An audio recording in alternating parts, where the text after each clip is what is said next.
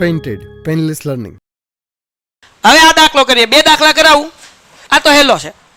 જુઓ શું કીધું ભાઈ, જેની લંબાઈ પહોળાઈ કરતા બમણી હોય, જેની લંબાઈ પહોળાઈ કરતા બમણી હોય. કરતાની આગળ કોણ છે? તો કોના બરાબર ધારવાનું? પહોળાઈ બરાબર. શું ધારવાનું?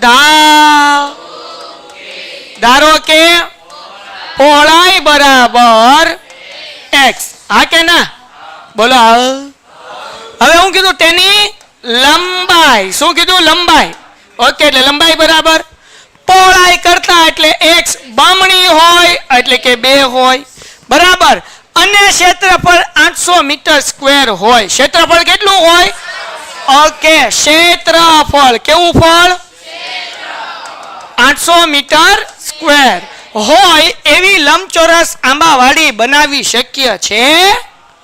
હજી તો આપણને શું ખબર, ગોતું. પછી એમ જો હામાં હોય તો લંબાઈ અને પહોળાઈ તો કેમ ખબર પડે ભાઈ? તો પહેલા સમીકરણ બનાવવું પડે. વેઇટ સ્કીપ નહીં કરતા. તમારા ફાયદાની વાત છે. ધોરણ 10 ની અંદર આવ્યા છો, બોર્ડની પરીક્ષા આપવાની છે, જોરદાર રિઝલ્ટ લાવવું છે, તો પેન્ટેડ એપ્લિકેશન ડાઉનલોડ કરો અને ચેમ્પિયન બેચ લોન્ચ થઈ ગઈ છે. ચેમ્પિયન વિદ્યાર્થી સાથે ભળી જાઓ. આ લાઈવ લેક્ચરની અંદર ગણિત, વિજ્ઞાન, સમાજ, ઇંગ્લિશ, ગુજરાતી બધુંય ભણાવીએ છીએ. અનમ્યુટ કરીને ઘરેથી બોલીને ડાઉટ પૂછી શકો અમારા લાઈવ લેક્ચરમાં. અને તમારે ટ્રાય કરવી છે, ખાલી 300 રૂપિયા આપીને મહિનો દિવસ ટ્રાય કરો ને પછી મજા આવે તો આગળ જોડાવો. તમે એમ કહો સાહેબ તમારું રિઝલ્ટ આ છે, મારી પાછળ રિઝલ્ટના ફોટા જોઈ લો અમારા ટોપર્સ, અને તમે ચેમ્પિયન બનવા માંગતા હો ચેમ્પિયન બેચ સાથે જોડાઓ. Good bye. સમીકરણ બનાવીને ડી શોધવો પડે. જો ડી નો જવાબ પ્લસમાં કે 0 માં આવે તો શક્ય છે, કારણ કે બીજ સમાન મળે અથવા ભિન્ન મળે. પણ ડી નો જવાબ માઇનસમાં આવે તો શક્ય કેમ? કારણ કે વાસ્તવિક બીજ મળે. તો હા કે ના કેમ ખબર પડે? એના માટે હું ગોતવું પડે ડી. જ્યારે એમ કે ભાઈ આવી આંબાવાડી બનાવી શક્ય છે આવે એટલે સમજવાનું ડી ગોતવાનું છે. પણ એના માટે સમીકરણ બનાવવું પડશે. બનાવી નાખીએ. આપણે હું કીધું ક્ષેત્રફળ. ક્ષેત્રફળનું સૂત્ર શું હોય? લંબાઈ ગુણ્યા બરાબર 800 મીટર સ્ક્વેર. લંબાઈ કેટલી છે? 2x. પહોળાઈ કેટલી છે? x બરાબર 800 મીટર સ્ક્વેર. 2x ગુણ્યા x એટલે 2x નો વર્ગ બરાબર 800. 2 ગુણાકાર છે, આ બાજુ તો ભાગાકાર. x વર્ગ બરાબર 800 ભાગ્યા 2 એટલે જવાબ કેટલો આવે? 400. પ્લસ છે, આ બાજુ આવે તો સમીકરણ મળ્યું x - 400 = 0. આ સમીકરણ બન્યું. હવે આપણે ડી ગોતવાનું. શું ગોતવાનું? ડી નું સૂત્ર શું છે ભાઈ? કાંઈ નહીં, અહીંયા જ ગોતી લો. કેમ? તો અહીંયા લખી નાખીએ ભાઈ ડી બરાબર b² - 4ac. એના માટે એબીસી જોશે. જાગતા રહેજો.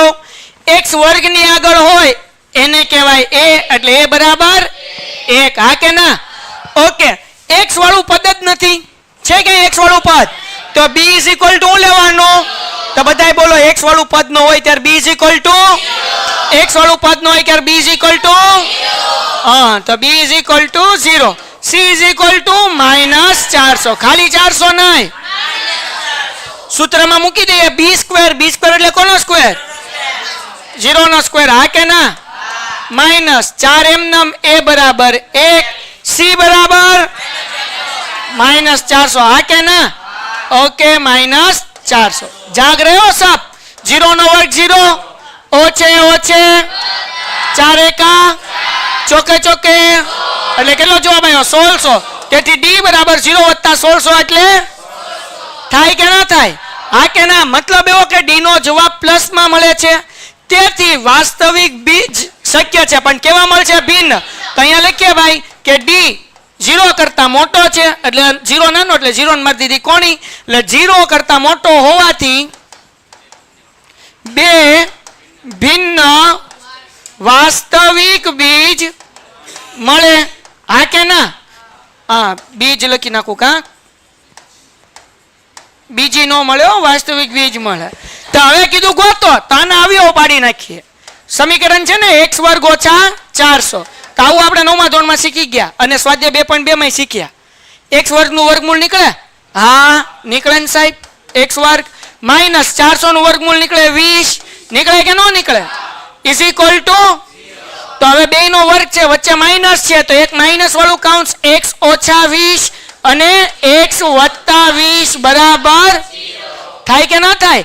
એક દાખલો હતો સ્વાધ્યાય 2.2 માં, t સ્ક્વેર માઇનસ 15 બરાબર 0, બરાબર? તો t સ્ક્વેર નું વર્ગમૂળ કાઢ્યું તું t સ્ક્વેર અને 15 નું ન નીકળે એટલે √15 બરાબર, પછી આમ કર્યું હતું t માઇનસ √15 અને t પ્લસ, આવું આપણે બીજા ચેપ્ટરમાં એક દાખલો હતો પેલા પ્રશ્નમાં, 5મો દાખલો, બરાબર ને? અને આવું તો આપણે 9મા ધોરણથી શીખતા આવ્યા છીએ, આમ તો 8માંથી, બરાબર? તો અહીંયા ધ્યાન રાખો, x વર્ગનું વર્ગમૂળ x એનો વર્ગ માઇનસ 400 નું વર્ગમૂળ 20 એનો વર્ગ, બે વર્ગ હોય ને વચ્ચે માઇનસ હોય, તો એક માઇનસ વાળું કાઉન્સ મૂકવાનું, એક પ્લસ વાળું, બરાબર? કહીને હવે આપણે કાઉન્સ ખોલીને 0 આપી દઈએ એટલે x માઇનસ 20 બરાબર 0 और x वत्ता 20 बराबर माइनस 20 वाली बाजू जाए तो x बराबर 20 और x बराबर वत्ता 20 आ बाजू आवे तो माइनस 20। હવે પહોળાઈ કોઈ દી માઈનસ માં હોય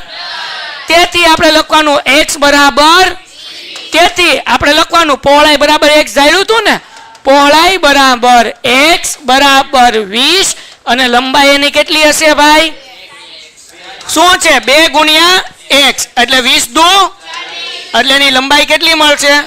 અને આ મીટર માં આપ્યું એટલે અહીંયા પાછળ લખવાનું મીટર, અહીંયા લખવાનું મીટર, ક્ષેત્રફળમાં સ્ક્વેર લખવાનું, લંબાઈ અને પહોળાઈમાં ખાલી મીટર લખવાનું। દાખલો થઈ ગયો પૂરો। 4 માર્ક્સ નો મોસ્ટ આઈએમપી દાખલો, બેઝિક મેથ્સ વાળા માટે પણ।